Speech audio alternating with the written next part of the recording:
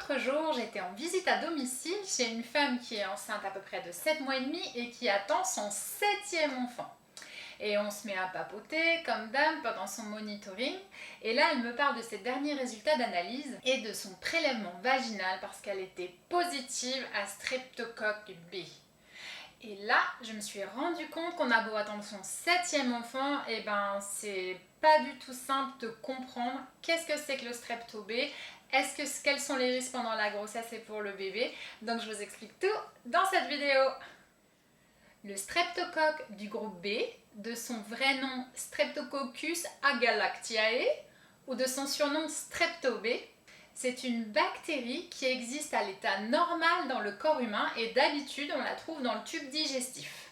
Et donc chez les femmes, il va pouvoir facilement passer dans le vagin parce que dans notre petit bassin, l'intestin touche la paroi postérieure du vagin et parce qu'au niveau de nos organes génitaux, l'anus il est vraiment tout près de l'ouverture vaginale. Donc les bactéries peuvent très facilement traverser. Et d'ailleurs, on n'est pas porteuse à vie. Ça va, ça vient. Et comme ça, à la fin de la grossesse, en France, comme on fait un dépistage systématique, on va retrouver un streptocoque B positif chez 5 à 40% des femmes testées. Mais alors, est-ce que c'est grave? Avoir du strepto B dans son vagin, non, c'est pas grave du tout. Le seul problème, c'est pour le bébé qui éventuellement peut en ingérer au moment de l'accouchement. De deux façons. Soit en avalant du liquide amniotique qui s'est infecté. Et le liquide amniotique, il peut s'infecter si la poche des os est rompue longtemps. Au-delà de 12 heures et surtout après 24 à 48 heures, on parle d'ailleurs de rupture prolongée de la poche des os. Soit le bébé éventuellement peut ingérer la bactérie quand il va passer dans le vagin de sa maman au moment de sa naissance. On a vu qu'il n'y a que 5 à 40% des femmes qui sont porteuses du strepto B à la fin de la grossesse. Et bien même quand on est porteuse au moment de l'accouchement, la transmission au bébé ne se fait que dans 50% des cas. Une fois sur deux, le bébé ne l'attrape pas, et même si sa mère est porteuse. Au final, on dénombre environ 500 cas d'infection invasive au streptocoque B en France chaque année. En 2019, j'ai trouvé le chiffre de 756 000 naissances. Donc, ça fait un taux de 0,06%. Bon, c'est quand même pas tout rose parce que quand on parle de 500 infections invasives, ce sont quand même des infections graves qui peuvent aller jusqu'à la méningite et certains cas de décès. Donc, en conclusion, c'est plutôt fréquent que les femmes enceintes soient porteuses. La transmission au bébé n'est pas du tout systématique, même quand on est strepto B positive. Et les infections graves sont très rares. Et qu'est-ce qu'il faut faire alors ? En France, et dans plein d'autres pays aussi d'ailleurs, toutes les femmes enceintes se voient prescrire un prélèvement vaginal de dépistage du streptocoque B à 8 mois de grossesse. Si le prélèvement est positif à ce moment-là, la maman se verra prescrire une perfusion d'antibiotiques pendant le travail afin de limiter le risque d'infection transmise au bébé. Une fois que le bébé sera né, le mucus et les glaires qui vont être aspirés dans son nez et dans sa gorge à la naissance vont être prélevés et envoyés au laboratoire en analyse pour voir si vraiment le bébé a avalé du strepto B. Et s'il en a avalé, le bébé lui aussi sera mis sous antibiotiques et surveillé. Ce sont des protocoles généralement établis dans toutes les maternités en France. Et encore une fois, les infections invasives graves au strepto B sont très rares. Mais si c'est si rare, alors pourquoi on en parle autant ?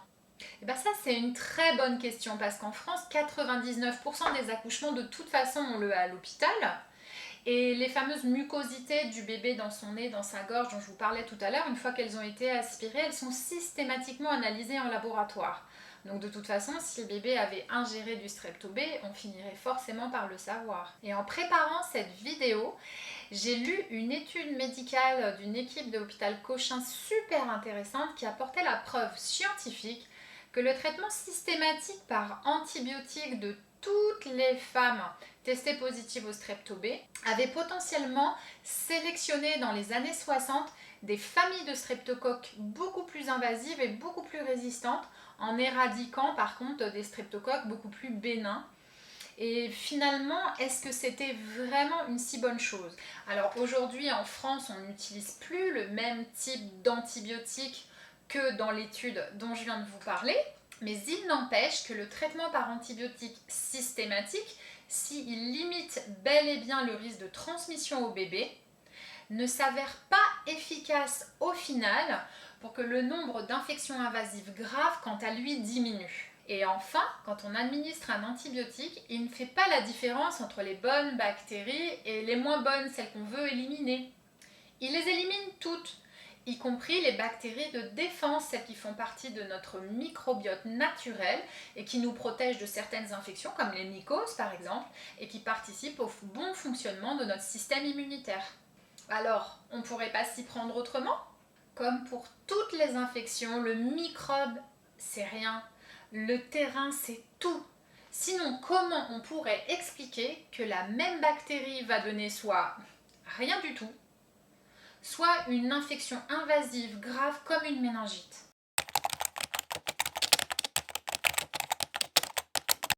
Déjà, on pourrait changer quelques habitudes de pratique médicale lors des accouchements, comme par exemple diminuer le nombre de touchés vaginaux pendant le travail et l'habitude de recourir aussi facilement à la rupture artificielle de la poche des os lors des accouchements physiologiques où tout se passe bien et en tout cas en dehors d'une indication médicale stricte. Vous pouvez préciser dans votre projet de naissance que vous voulez limiter au maximum ces interventions et puis surtout parlez-en avec la sage-femme qui vous accompagnera pendant l'accouchement. Je vous renvoie ici à ma vidéo sur une technique infaillible pour faire et exprimer vos choix pour votre accouchement.